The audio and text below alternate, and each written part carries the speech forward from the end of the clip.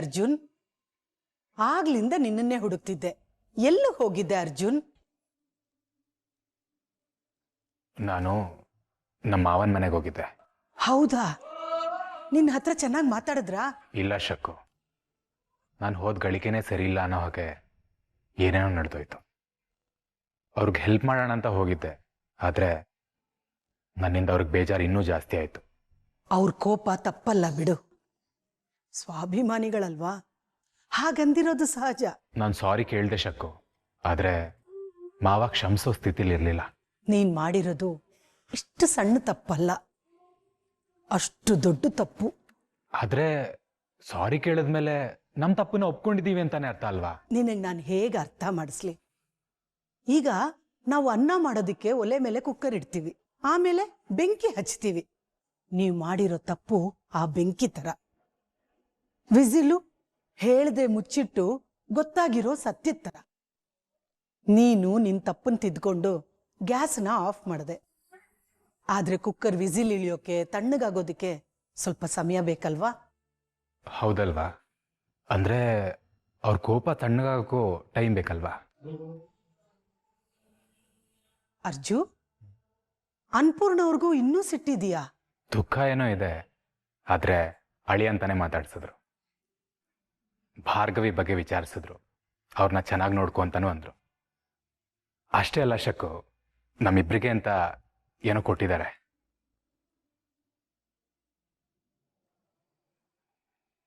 ಪಟ್ಟದ ಗೊಂಬೆಗಳು. ಈ ರಾಜಾರಾಣಿ ಬೊಂಬೆಗಳ ಹಾಗೆ ಚೆನ್ನಾಗಿ ಬದುಕಿ ಅಂತ ಆಶೀರ್ವಾದ ಮಾಡಿದ್ರು. ಪಾಪ ಅವ್ರನ್ನ ನೋಡಿ ನಾನೇ ಭಾರ್ಗವಿನ ಅವರಿಂದ ಕಿತ್ಕೊಂಡು ಬಂದೆ ಅಂತ ದುಃಖ ಆಯ್ತು ಶಕ್ಕು. ಹೆತ್ತೋರಲ್ಲ, ದುಃಖ ಆಗೋದು ಸಹಜ ಕಣೋ. ತಪ್ಪು ನಮ್ಮಲ್ಲಿದೆ ಅರ್ಜುನ್, ಅದನ್ನ ನಿಧಾನವಾಗಿ ನಾವು ಸರಿಪಡಿಸ್ಕೋಬೇಕು ಅಷ್ಟೇ. ಅಷ್ಟೇ ಅಲ್ಲ ಶಕ್ಕು, ತವ್ರ ಮನೆಯಿಂದ ಕೊಡ್ತಿರೋದು ಅಂತ ಇದನ್ ಕೊಟ್ರು. ಹಾಗೆ ಕರಿಮಣಿ ಸರಕ್ಕೆ ಸೇರಿಸಿ ಅಂತಂದ್ರು. ನಾನು ಯೋಚಿಸ್ತಿದ್ದೆ, ಇವತ್ತೇ ಬಂಗಾರ ಶೆಟ್ರ ಹತ್ರ ಹೋಗ್ಬಿಟ್ಟು ಮುಂದಿನ ವ್ಯವಸ್ಥೆ ಮಾಡ್ತೀನಿ. ಒಳ್ಳೆ ಮುಹೂರ್ತದಲ್ಲಿ ಮರು ಮಾಂಗಲ್ಯ ಧಾರಣೆ ನಡೆದೋಗ್ಲಿ. ಎಲ್ಲಿ ಹೋಗಿದ್ದೆ ಅರ್ಜುನ್?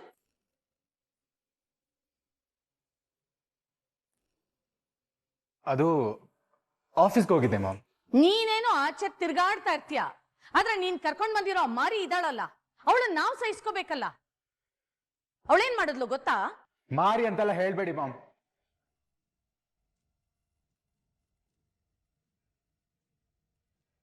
ಈಗ ಏನಾಯ್ತು ಅಂತ ಹೀಗಂತಿದ್ದೀರಾ? ಅದ್ ಎಷ್ಟ್ ಧೈರ್ಯ ಇದೆ ಅವಳಿಗೆ? ನನ್ನ ಮನೆಯಲ್ಲಿ ನನ್ನ ಮುಂದೆನೆ ಆ ಸಂಧ್ಯಾ ಫೋಟೋನ ನೇತಾಕ್ತಾಳೆ. ಸಂಧ್ಯಾ ಫೋಟೋನ? ನೀನೇನು ತಲೆ ಕೆಡಿಸ್ಕೋಬೇಡ ಅರ್ಜುನ್. ನಿರ್ಮಲಾ, ಸಂಧ್ಯಾ ಈ ಮನೆ ಮಗಳು, ಅವಳ ಫೋಟೋನ ನಾವ್ ಯಾವತ್ತೂ ಹಾಕ್ಬೇಕಾಗಿತ್ತು. ಅದನ್ನ ಈ ಮನೆ ಸೊಸೆ ಆದವಳು ಮಾಡಿದಾಳೆ, ಅದಕ್ಕಾದ್ರೂ ಸಂತೋಷ ಪಡು. ಯೋ, ಹೆಂಡ್ತಿ ಸೊಸೆ ಅಂತ ಕೇಳಿ ಕೇಳಿ ಸಾಕಾಗೋಗಿದೆ ನಂಗೆ. ಊರ್ಗಿಲ್ದಿರೋ ಸೊಸೆ ತರ ಮಾತಾಡ್ಬೇಡಿ. ಅವಳು ಬಂದಾಗಿಂದ ಈ ಮನೆಯಲ್ಲಿ ಏನಾದ್ರು ಒಂದು ಅವಂತರ ಆಗ್ತಾನೆ ಇದೆ. ಅನಿಷ್ಟನ ಅದೃಷ್ಟ ಅನ್ಕೊಳ್ಳೋಷ್ಟು ದಡ್ಡಿ ನಾನಲ್ಲ. ಸಾಕ್ ನಿಲ್ಸು ನಿರ್ಮಲಾ. ಯಾವಾಗ ನೋಡಿದ್ರು ಭಾರ್ಗವಿ ಮೇಲೆ ನಂಜು ಕಾರ್ತಾನೆ ಇರ್ತೀಯಲ್ವಾ? ನಾನು ನಿನ್ನ ಜೆಪಿ ಮಧ್ಯೆ ಹೀಗೆಲ್ಲ ಮಾತಾಡ್ತಿದ್ನಾ? ಎಲ್ಲದಕ್ಕೂ ಅವಳನ್ನ ವಹಿಸ್ಕೊಂಡ್ ಬರ್ಬೇಡಿ ನೀವು. ನೀನು ಈ ಮನೆಗೆ ಹೊಸದಾಗಿ ಬಂದಾಗ ನಿನ್ನನ್ನು ವಹಿಸ್ಕೊಂಡು ಮಾತಾಡ್ತಿದ್ದೆ, ಮರ್ತೋಯ್ತಾ? ನವರಾತ್ರಿ ಹಬ್ಬ ಶುರು ಆಗಿದೆ, ಅದ್ರ ತಯಾರಿ ಬಗ್ಗೆ ಯೋಚನೆ ಮಾಡು. ಈಗ ಮನೆಯಲ್ಲಿ ನಡೀತಾ ಇರೋದೇ ಸಾಲ್ದ? ಈ ಪೂಜೆ ಗೀಜೆ ಬಗ್ಗೆ ನಂಗೆ ಇಂಟ್ರೆಸ್ಟ್ ಇಲ್ಲ ಅತ್ತೆ. ಅದು ನನಗೂ ಗೊತ್ತಿದೆ ಬಿಡು. ಅದಕ್ಕೆ ಈ ವರ್ಷ ನವ ದಂಪತಿಗಳಾದ ಅರ್ಜುನ್ ಭಾರ್ಗವಿ ಪೂಜೆ ಕೂರ್ತಾರೆ.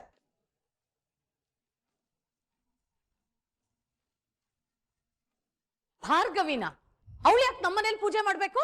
ನವ ದಂಪತಿಗಳು ಪೂಜೆ ಮಾಡೋದು ವಾಡಿಕೆ.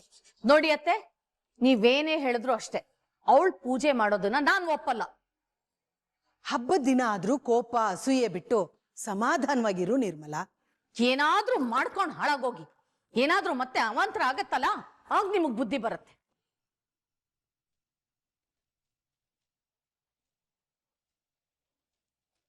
ಈ ಬೊಂಬೆ ಯಾರು ಕೊಟ್ರು? ಅದು ನಾನೇ ಕೊಟ್ಟೆ. ಇದು ಅರ್ಜುನ್ ಭಾರ್ಗವಿ ಆಚರಿಸ್ತಿರೋ ಮೊದಲನೇ ನವರಾತ್ರಿ. ಅದಕ್ಕೆ ಅವರು ರಾಜ ರಾಣಿಗಳ ತರ ಬದುಕ್ಲಿ ಅಂತ ಕೊಟ್ಟಿದ್ದೀನಿ. ಇನ್ನು ಈ ಕಣ್ಣಲ್ಲಿ ಏನೇನ್ ನೋಡ್ಬೇಕು ಎಲ್ಲ ನನ್ ಕರ್ಮ. ಥು. ಅರ್ಜುನ್ ಬೊಂಬೆಗಳು ನಿಜವಾಗ್ಲೂ ಮುದ್ದಾಗಿದೆ ಕಣೋ. ಪಾಪ ಭಾರ್ಗವಿ ಮನೆ ಬಿಟ್ಟು ಬಂದ ದುಃಖದಲ್ಲಿದ್ದಾಳೆ. ಅವಳು ದುಃಖ ಕಳೆಯೋ ಹಾಗೆ ಈ ಬೊಂಬೆನ ಇಟ್ಟು ದಸರಾ ಹಬ್ಬನ ಧಾಮ್ ಧೂಮ್ ಆಗಿ ಆಚರಿಸೋಣ.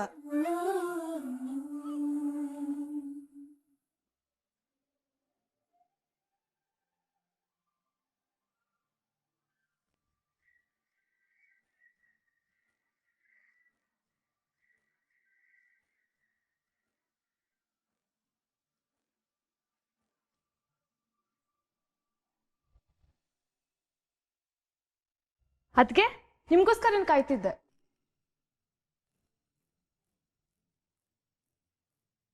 ಪರವಾಗಿಲ್ಲ, ಮಾತಾಡೋರಿ. ನನ್ ಬೃಂದ ಅದಕ್ಕೆ ಅನ್ಕೊಂಡ್ ಮಾತಾಡ್ದೆ, ನಿನ್ ಜೊತೆ ಅಲ್ಲ. ಪರವಾಗಿಲ್ಲ ಬಿಡು, ನಿನ್ ಜೊತೆ ನಾನು ಮಾತಾಡ್ಬೇಕು. ಒಬ್ಳೆ ಸಿಕ್ಕಿದ್ದು ಒಳ್ಳೇದಾಯ್ತು. ನನ್ ಜೊತೆ ನಿನ್ಗೇನ್ ಮಾತು? ನಿನ್ ಜೊತೆ ಮಾತಾಡೋದಕ್ಕೆ ಇಂಟ್ರೆಸ್ಟ್ ಆಗ್ಲಿ ಟೈಮ್ ಆಗ್ಲಿ ನನಗಿಲ್ಲ. ವಿಕ್ಕಿ ಬಗ್ಗೆ.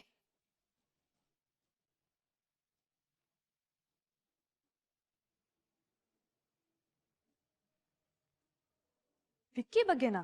ಹೌದು, ನೀನು ವಿಕ್ಕಿ. ಅದು ನಿನಗೆ ಬೇಡದೇ ಇರೋ ವಿಷಯ. ನನ್ನನ್ನ ನನ್ ಪಾಡಿಗಿರೋದಕ್ ಬಿಡು. ನೀನು ಅವನ್ ಸಹವಾಸ ಮಾಡ್ದೆ ನಿನ್ ಪಾಡಿಗೆ ನೀನಿರ್ಲಿ, ಚೆನ್ನಾಗಿರ್ಲಿ ಅಂತಾನೆ ನಾನು ಈ ಮಾತು ಹೇಳ್ತಾ ಇರೋದು. ಆ ವಿಕ್ಕಿ ಒಳ್ಳೆಯವನಲ್ಲ. ಅವನ್ನ ನಂಬಿ ನೀನ್ ಮೋಸ ಹೋಗ್ಬೇಡ ರಿತು. ಸಂಧ್ಯಾಗೂ ಹೀಗೆ ಹೇಳಿ ತಲೆ ಕೆಡ್ಸ್ತೀಯಾ? ಅಥವಾ ಅವಳೇ ನಿನ್ನನ್ನು ಹುಡ್ಕೊಂಡ್ ಬಂದಿದ್ಲ? ನೋಡು, ನಾನ್ ನಿನ್ ಕಣ್ಣಿಗೆ ಹೇಗ್ ಕಾಣಿಸ್ತಿದ್ದೀನೋ ನನಗ್ ಗೊತ್ತಿಲ್ಲ. ಆದ್ರೆ ನಾನು ಒಳ್ಳೆಯವಳಾದ್ರು ಕೆಟ್ಟವಳಾದ್ರೂ ನಿನ್ಗೇನು ಆಗಲ್ಲ. ಆದ್ರೆ ಕೆಟ್ಟತನದಿಂದ ನಿನ್ ಲೈಫ್ ಹಾಳಾಗ್ತಿದೆ ಅನ್ನೋದು ನೆನಪಿರ್ಲಿ. ವಿಕ್ಕಿ ಒಬ್ಬ ಕ್ರಿಮಿನಲ್ ರೀತು. ನಿನ್ ಮುಂದೆ ಒಳ್ಳೆ ಒಂಥರ ಮುಖವಾಡ ಹಾಕೊಂಡು ನಾಟಕ ಮಾಡ್ತಿದ್ದಾನಷ್ಟೆ. ಆಮೇಲೆ ನೀನಿನ್ನು ಚಿಕ್ಕವಳು. ಇವಾಗ್ಲೇ ಈ ಪ್ರೀತಿ ಗೀತಿ ಅಂತೆಲ್ಲ ತಲೆ ಕೆಡಿಸ್ಕೊಳ್ಬೇಡ. ಚೆನ್ನಾಗ್ ಓದಿ ನಿನ್ ಭವಿಷ್ಯ ಕಟ್ಕೋ. ಸ್ವಲ್ಪ ದಿನ ಕಳೆದ್ಮೇಲೆ ನಾನು ಹೇಳಿದ್ದೆಲ್ಲ ಸತ್ಯ ಅಂತ ನಿನಗೆ ಅರ್ಥ ಆಗುತ್ತೆ. ನೋಡು, ನಿಮ್ಮಪ್ಪ ಅಮ್ಮ ತುಂಬಾನೇ ಭಯದಲ್ಲಿದ್ದಾರೆ. ಅವ್ರ ನೋವಿಗೆ ನೀನ್ ಕಾರಣ ಆಗ್ಬೇಡ. ಅವ್ರು ಯಾವ ಹುಡುಗನ್ ತೋರಿಸ್ತಾರೋ ಆ ಹುಡುಗನ್ ಮದ್ವೆ ಆಗಿ ಆರಾಮಾಗಿ ಖುಷಿಯಾಗಿರು.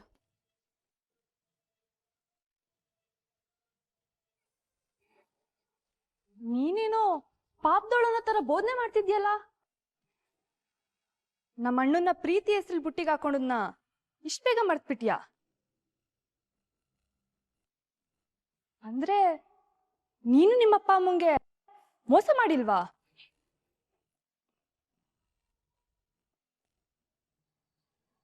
ನಾನು ಹೇಗಿರ್ಬೇಕು ಅಂತ ರೈಟ್ಸು ನಿನಗಿಲ್ಲ. ದೊಡ್ಡಪ್ಪನೇ ಒಪ್ಪಿದ್ದಾರೆ, ನೀನ್ ಯಾರು ಕೇಳೋದಕ್ಕೆ? ಏನೋ ಗೋಡೆ ಮೇಲೆ 2 ಫೋಟೋ ಹಾಕಿ ಕೇಸಿಗೆ ಗೆದ್ಬಿಟ್ಟೆ ಅಂತ ಮೆರಿಬೇಡ. ಯಾವ ದೊಡ್ಡಪ್ಪನೇ ಗೆಲ್ಲೋದು. ಇನ್ನೊಂದ್ಸಲ ನನ್ನ ವಿಕ್ಕಿ ಮಧ್ಯೆ ಬರೋಕ್ ಟ್ರೈ ಮಾಡಿದ್ರೆ ನಾನಂತೂ ಸುಮ್ನಿರಲ್ಲ.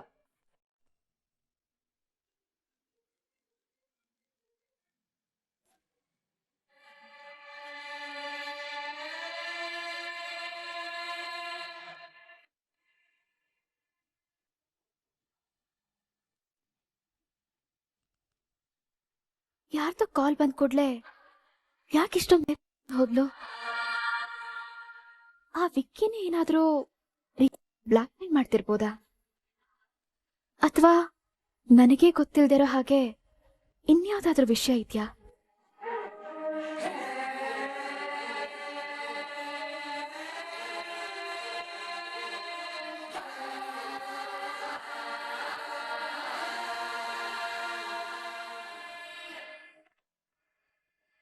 ಮೇಡಮ್, ಅದೆಷ್ಟು ಸಲ ಫೋನ್ ಮಾಡೋದು ನಿಮ್ಗೆ? ಕೆಲಸ ಆಗೋವರೆಗೂ ಮಾತ್ರ ಉಪಯೋಗಿಸ್ಕೊತೀರಾ, ಆಮೇಲೆ ಫೋನ್ ರಿಸೀವ್ ಮಾಡಲ್ಲ ಅಂತೀರಾ? ಸುಮ್ನೆ ಸುತ್ತಿ ಬಳಸಿ ಬಿಡಿ. ಅದೇನ್ ವಿಷಯ ಅಂತ ಹೇಳಿ ಫೋನ್ ಇಡಿ. ಇಡ್ತೀನಿ ಮೇಡಮ್. ನನಗೂ ಏನೋ ನಿಮ್ ಜೊತೆ ಮಾತಾಡ್ಕೊಂಡ್ ಕೂರೋ ಯೋಚನೆ ಇಲ್ಲ. ಸಾಲ ಸೂಲ ಮಾಡ್ಕೊಂಡು ಕಷ್ಟದಲ್ಲಿದ್ದೀನಿ. ಹೆಂಡ್ತಿಗೇನೋ ಒಂದು ದೊಡ್ಡ ಫೋನ್ ಬೇಕಂತೆ, ಮಗನ್ಗೆ ಅದೇನೋ ಒಂದು ಬೈಕ್ ಬೇಕಂತೆ. ಅದಕ್ಕೆ ನಾನೇನ್ ಮಾಡ್ಲಿ? ಅನ್ನ ಹಾಕ ದಣಿ ನೀವೇ ಹಿಂಗ್ ಅಂದ್ಬಿಟ್ರೆ ಏನೋ ದೊಡ್ಡ ಮನ್ಸ್ ಮಾಡಿ ಒಂದ್ 5 ಲಕ್ಷ ಕಳಿಸ್ಬಿಡಿ. ಏನು ಮತ್ತೆ 5 ಲಕ್ಷನಾ? ಈಗ 5 ಸಾಕು, ನಿಮ್ಗೂ ತೊಂದರೆ ಆಗ್ಬಾರ್ದಲ್ವೇ? ಮತ್ತೆ ಬೇಕಾದ ಕೇಳ್ತೀನಿ. ಆಗಲ್ಲ ಕಣ್ರಿ, ಒಂದ್ಸಲ 2 ಸಲ ಅಲ್ಲ, ನಿಮ್ಗ್ ದುಡ್ಡು ಕೊಟ್ಟು 10 ಸಲ ಆಗಿದೆ. ನಾನೇನ್ money plant ನೆಟ್ಟಿದೀನಿ,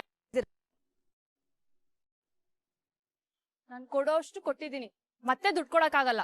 madam, murder case ಇನ್ನ ನಡೀತಾನೆ ಇದೆ. ನಾನು ಬಚಾವ್ ಆಗ್ಬೇಕಲ್ವಾ? ನಾನ್ ಸಿಕ್ಕಾಕೊಂಡ್ರೆ ನನ್ನ ಫ್ಯಾಮಿಲಿ ಏನ್ ಮಣ್ಣು ತಿನ್ಬೇಕಾ? ನೀವೇ ಕೊಟ್ರೆ ಸರಿ, ಇಲ್ಲಾಂದ್ರೆ ನಾನೇ ಹೋಗಿ ಪೊಲೀಸ್ ಸ್ಟೇಷನ್. ನನಗೇನೋ ಮುದ್ದೆ ಮುರಿಯೋದು, ಕಂಬಿ ಎಣಿಸೋದು ಅಭ್ಯಾಸ ಇದೆ. ನೀವೇನ್ ಮಾಡ್ತೀರಾ ಯೋಚನೆ ಮಾಡಿ. ಆಯ್ತು, ಕೊಡ್ತೀನಿ.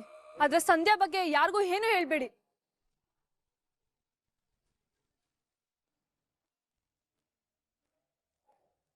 ಸರಿ ಮೇಡಮ್, ಆದಷ್ಟು ಬೇಗ ದುಡ್ಡು ಕಳಿಸಿ.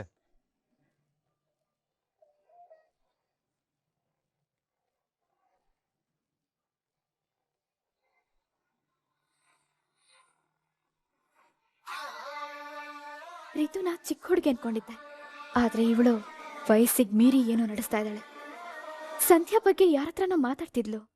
ಸಂಧ್ಯಾ ಸಾವಿನ ಹಿಂದೆ ಈ ಮನೆ JP ಪಾಟೀಲಿಂದ ಹಿಡಿದು ಈ ಚಿಕ್ಕ ಹುಡುಗಿವರೆಗೂ ಎಲ್ಲ ಸೇರ್ಕೊಂಡಿದ್ದಾರೆ ಅನ್ಸ್ತದೆ.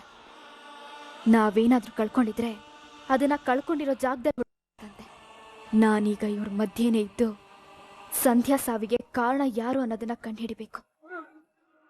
ರಿತು, ಈ ನನ್ನ ಸೀಕ್ರೆಟ್ ಇನ್ವೆಸ್ಟಿಗೇಷನ್ಗೆ ನೀನೇ ಮುಖ್ಯ ದಾಳ.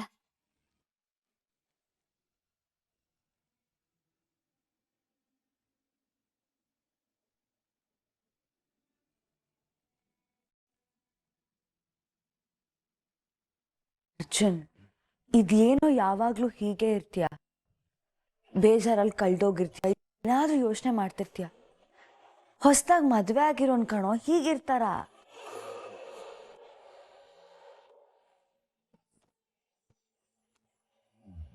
ಅದೇನ್ ಕೇಳ್ತೀರಾ ಅದಕ್ಕೆ? ಮನ್ಸಲ್ಲೇನೋ ನಾವಿಬ್ರು ಗಂಡ ಹೆಂಡತಿ ಅನ್ನೋ ಖುಷಿ ಇದೆ. ಆದ್ರೆ ಭಾರ್ಗವಿ ಈ ಮನೆಯವ್ರ ಜೊತೆ ಹೊಂದ್ಕೊಳ್ಳೋಕೆ ಮನೆಯವ್ರು ಅವ್ರನ್ನ ಒಪ್ಕೋಬೇಕಲ್ವಾ? ಅವರೊಬ್ಬರ ಮೇಲೆ ಇವರೆಲ್ಲ ಗುಂಪು ಕಟ್ಕೊಂಡು ಕೋಪ ಹಠ ಸಾಧಿಸ್ತಾ ಇದ್ರೆ ಪಾಪ ಇವ್ರೇನ್ ಮಾಡ್ತಾರೆ ಹೇಳಿ? ನಾವೆಲ್ಲರೂ ಈ ಮನೇಲಿ ಹೇಗಿರ್ತೀವೋ ಹಾಗೆ ಭಾರ್ಗವಿಯವರು ನೆಮ್ಮದಿಯಾಗಿ ಯಾವುದೇ ಭಯ ಮುಜುಗರ ಇಲ್ಲದೆ ಇರೋ ಹಾಗಾಗ್ಬೇಕು. ಅವ್ರಿಗೂ ಈ ಮನೇಲಿ ಸ್ಥಾನಮಾನ ಸಿಗೋದ್ರ ಬಗ್ಗೆ ಯೋಚನೆ ಮಾಡ್ತಾ ಇದ್ದೆ. ನನಗನ್ಸಿದ್ದನ್ನೆಲ್ಲ ಹೇಳಿದ್ರೆ ಸುಮ್ಮನೆ ನಾನೇ ಕೆಟ್ಟೋಳಾಗ್ತೀನಿ. ಹೋಗ್ಲಿ ಬಿಡು ಅರ್ಜುನ್. ಅದಕ್ಕೆ ಅದ್ಯಾಕಾಗಂತಿದ್ದೀರಾ? ಏನಂತ ಹೇಳಿ. ನಾನು ಹೀಗೆ ಅಂತೀನಿ ಅಂತ ಬೇಜಾರು ಮಾಡ್ಕೋಬೇಡ ಅರ್ಜುನ್. ಒಂದೇ ಕೈಯಿಂದ ಚಪ್ಪಾಳೆ ತಟ್ಟಕ್ಕಾಗತ್ತಾ? ಇಲ್ಲ ಅಲ್ವಾ? ಈ ಮನೆಯವ್ರು ಹೇಗೆ ಈ ಮನೇಲಿ ಒಬ್ಳು ಅಂತ ಅನ್ಕೋಬೇಕೋ ಅವಳು ಹಾಗೆ ಈ ಮನೇಲಿ ಒಬ್ಳಾಗಕ್ಕೆ ಪ್ರಯತ್ನ ಪಡಬೇಕು ಅಲ್ವಾ? ಈ ಮನೇಲಿ ಮಾವಂಗೆ ಎಷ್ಟು ಗೌರವ ಭಯ ಭಕ್ತಿ ಇದೆ ಅಂತ ನಿನಗೆ ಗೊತ್ತು. ಆದ್ರೆ ಅವಳು ಮಾವಂಗೆ ಎದುರಾಗಿ ನಿಲ್ತಾಳೆ. ಮಾವನ್ ಮಾತ್ಗೆ ಒಂದು ಚೂರು ಗೌರವ ಕೊಡೋದಿಲ್ಲ. ಹೀಗಿದ್ಮೇಲೆ ಮನೆಯವ್ರು ಎಲ್ರೂ ಹೀಗೆ ರಿಯಾಕ್ಟ್ ಮಾಡ್ತಿರೋದು ಸಹಜನೇ ಅಲ್ವಾ?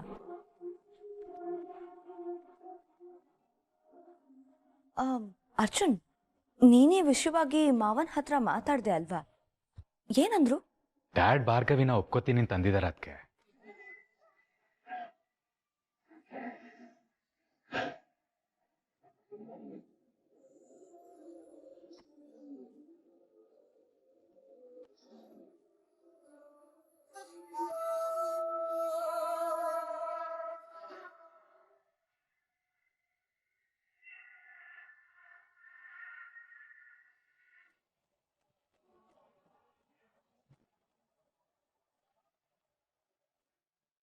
ಡ್ಯಾಡ್, ಇವತ್ತೇನು ಹೇಳಕ್ ಬಂದೆ? ಬೇಗ ಹೇಳು, ಟೈಮ್ ವೇಸ್ಟ್ ಮಾಡಬೇಡ, ಸಾಕಷ್ಟು ಕೆಲಸ ಇದೆ. ಭಾರ್ಗವಿ ಅವ್ರನ್ನ ನೀವು ಸೊಸೆ ಅಂತ ಒಪ್ಕೊಳ್ಳಿ ಡ್ಯಾಡ್.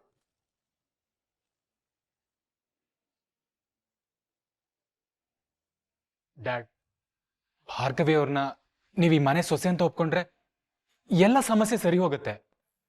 ನೀವು ಅವ್ರನ್ನ ಸೊಸೆ ಅಂತ ಒಪ್ಕೊಂಡ್ರೆ ಎಲ್ರು ಒಪ್ಕೋತಾರೆ. ಅವಳನ್ನ ನಾನು ಸೊಸೆಯಾಗಿ ಒಪ್ಕೊಳ್ಳೋದಿರ್ಲಿ, ಅವಳು ನನ್ನನ್ನ ಮಾವ, ನಿರ್ಮಲನ್ನ ಅತ್ತೆ ಅಂತ ಒಪ್ಕೊಂತಾಳ. ಹೇಳಪ್ಪ, ನಿನ್ನ ಹೆಂಡತಿ ಒಪ್ಕೊಂತಾಳ?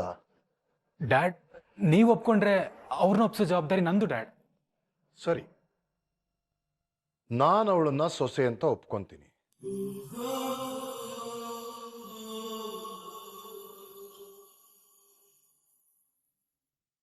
ವಂದನ, ಶಕ್ತಿ ಯಾರೇ ಅಡ್ಡ ಬಂದ್ರು ನಾನು ನೋಡ್ಕೊಂತೀನಿ. ಆದ್ರೆ ನನ್ನದೊಂದು ಷರತ್ತು.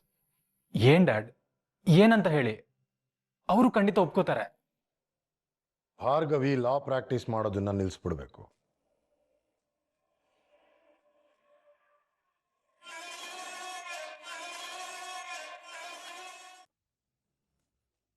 ಮೊದಲಿಂದಾನು ನಮ್ಮನೇಲಿ ಯಾವ ಹೆಣ್ಮಕ್ಳು ಕೆಲ್ಸಕ್ಕೆ ಹೋಗಿದ್ದೇ ಇಲ್ಲ. ನಿಮ್ಮ ಅಜ್ಜಿ, ನಿಮ್ಮಮ್ಮ, ಚಿಕ್ಕಮ್ಮ, ಅಕ್ಕ ತಂಗೀರು ಎಲ್ರನ್ನೂ ಗಮನಿಸಬೇಕಾದ್ರೆ. ಇನ್ನು ಮುಂದೆ ಭಾರ್ಗವಿ ಈ ಮನೆ ಸೊಸೆ ಅಂತ ಆದ್ರೆ ಅವಳು ಈ ರೂಲ್ಸ್ ಅನ್ನ ಫಾಲೋ ಮಾಡಬೇಕು, ಈ ನೀತಿ ನಿಯಮಗಳನ್ನ ಪಾಲಿಸ್ಬೇಕು. I have been fair Arjun. ನೀನು ಅವಳ ಗಂಡ, ಮೊದಲು ನಿನಗಿದ ಒಪ್ಕೆನಾ ಹೇಳು. ಅಲ್ಲ ಡ್ಯಾಡ್, ಇದು ಕೇವಲ ಅವ್ರ ವೃತ್ತಿ ಮಾತ್ರ ಅಲ್ಲ, ಅವ್ರ ಕನಸು, ಅವ್ರು ನಂಬಿರೋ ನಂಬಿಕೆ. ಇದೇ ಅವ್ರ ಬದುಕಿನ ಗುರಿ, ಧ್ಯೇಯ ಎಲ್ಲಾನು. ಅಲ್ಲ, ಅದನ್ನ ಬಿಟ್ಬಿಡು ಅಂತ ಹೇಗೆ ಹೇಳಿ ಡ್ಯಾಡ್? ಆಗಿರೋದನ್ನೆಲ್ಲ ಮರೆತು ಅವಳನ್ನ ನನ್ನ ಸೊಸೆಯಾಗಿ ಒಪ್ಕೊ ಅಂತ ನನ್ನ ಹತ್ರ ಕೇಳ್ತಿದ್ಯಾ? ಹಾಗೆ ಅವಳನ್ನು ಕೇಳು. ನನ್ನ ಹಾಗೆ ವಿಶಾಲ ಮನಸ್ಸಿಂದ ಒಪ್ಕೊಂತಾಳೋ ಇಲ್ವೋ ನೋಡೋಣ. ಅವಳನ್ನ ಕೆಲಸದಿಂದ ಬಿಡಿಸಿ ಎಲ್ರ ಜೊತೆ ಹೊಂದ್ಕೊಂಡು ಎಲ್ರಲ್ಲಿ ಒಬ್ಳಾಗಿರೋ ಹಾಗೆ ಮಾಡಿ ಈ ಮನೇಲಿ ಇರ್ತೀಯೋ, ಅಥವಾ ಅವಳನ್ನ ಕೋರ್ಟ್ಗೆ ಹೋಗಕ್ ಬಿಟ್ಟು ಅವಳನ್ನು ಬಿಟ್ಟು ಮನೇಲಿ ಇರ್ತೀಯೋ? The choice is yours. ನಿನ್ನ ನಿರ್ಧಾರ ಏನು ಅಂತ ಬೇಗ ತಿಳಿಸು.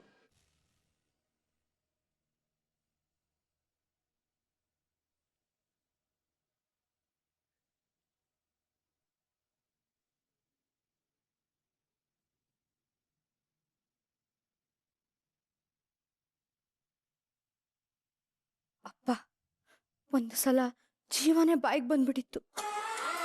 ಈಗ ಸಮಾಧಾನ ಆಯ್ತು. ಭಾರ್ಗವಿ ಕೈ ಕಟ್ಟಿ ಮೂಲೆಯಲ್ಲಿ ಕೂರ್ಸೋಕೆ ಒಳ್ಳೆ ಪ್ಲಾನೇ ಮಾಡಿದ್ರಿ ಮಾವ.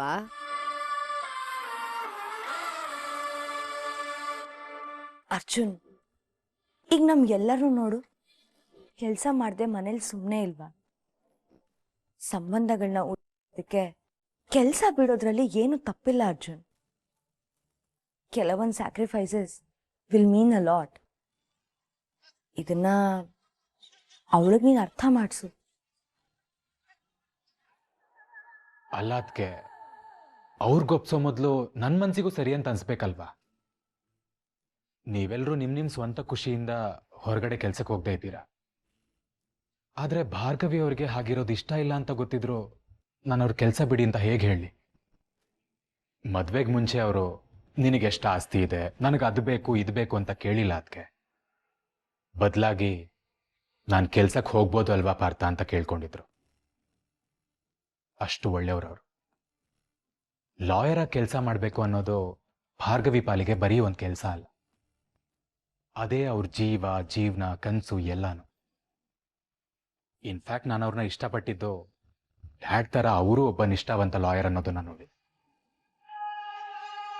ಈಗ ಕೆಲಸನ ಬಿಟ್ಬಿಡು ಅಂತ ಅನ್ನೋದು ಹಾಡೋ ಕೋಗಿಲಿನ ತಂದು ನೀನು ಹಾಡಬೇಡ ಅಂತ ಪಂಜರದಲ್ಲಿ ಕೂಡ ಹಾಕೋ ಥರ ಅನ್ಸುತ್ತೆ. ಮನ್ಸಿಗೆ ತುಂಬಾ ಹಿಂಸೆ ಆಗ್ತಿದೆ ಅದಕ್ಕೆ.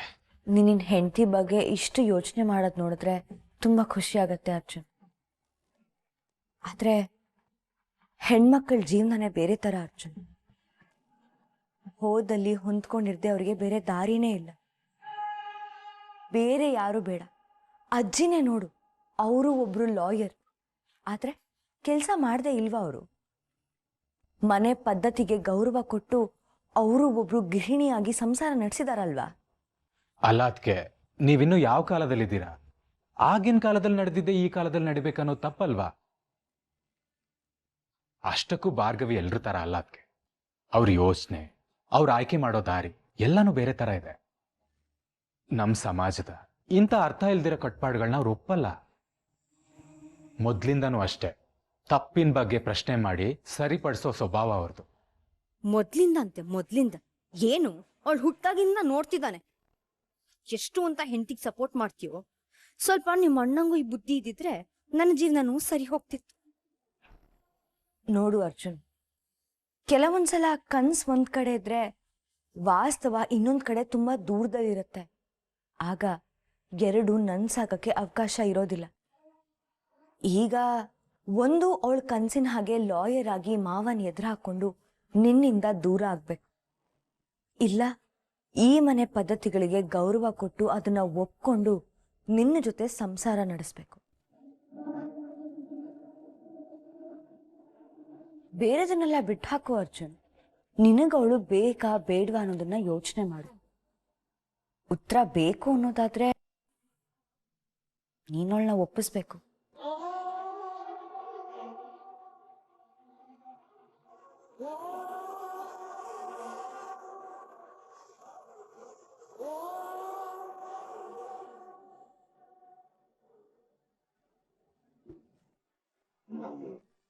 ಹೋರಾಟ ಮಾಡ್ತಾಳಂತ, ಹೋರಾಟ. ಆ ಹುಲ್ಲುಕಡ್ಡಿಗೆ ಈ ಬೇಲಿಗೂಟದ ಸಪೋರ್ಟ್ ಬೇರೆ. ಏನೋ ಇವಳು ಕೆಲ್ಸ ಬಿಟ್ರೆ ದೇಶನೇ ಮುಳುಗೋಗುತ್ತೆ ಅನ್ನೋ ತರ ಮಾತಾಡ್ತಾನೆ. ನಾನು ಅಪ್ಪಟ ಗೃಹಿಣಿಯಪ್ಪ, ನನ್ನ ಸಂಸಾರ ಸರಿ ಹೋಗೋದಷ್ಟೇ ನನಗೆ ಮುಖ್ಯ.